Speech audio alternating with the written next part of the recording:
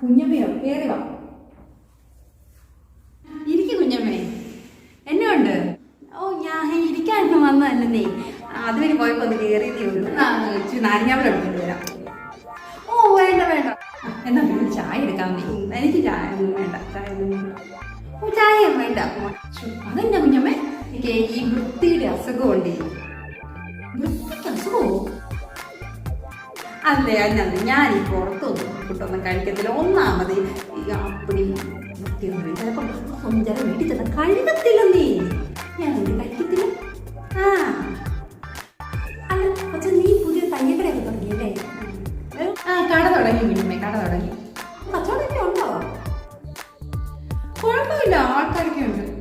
ഓ ഈ ടൗണില്ലേ കടയിലൊക്കെ പോയാൽ ഇപ്പൊ എല്ലാവരും തയ്പ്പിക്കുന്നത്. ഈ പട്ടിക്കാട്ടിലൊക്കെ തയ്യക്കട തുടങ്ങി. എന്നാ ഗുണം?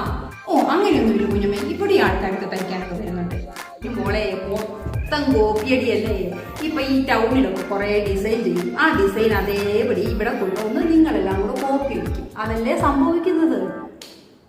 എൻ്റെ കുഞ്ഞമ്മേ, അങ്ങനെയാണേലേ എൻ്റെ വീട്ടില് ചോറ് വെക്കുന്നത് വെള്ളം തിളപ്പിച്ച് അരിയിട്ട് വേവിക്കുവാണ്.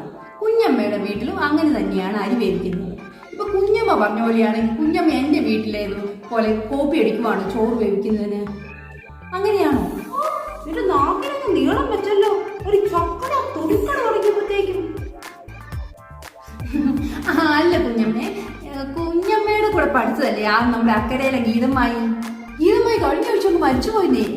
കുഞ്ഞമ്മ അറിഞ്ഞില്ലേ? ഒന്ന് പോകച്ചേ, അവൾ എന്റെ കുട്ടി പഠിച്ചതാണ്. എഴുതി അവൾക്ക് എന്നേക്കാ നല്ല പ്രായമാണ്. കുഞ്ഞമ്മേ, കുഞ്ഞമ്മയുടെ തലമുടിയെല്ലാം അപ്പടി അങ്ങ് മരച്ചു പോയല്ലോ. പ്രായത്തിന്റെ ആയിരിക്കും അല്ലേ?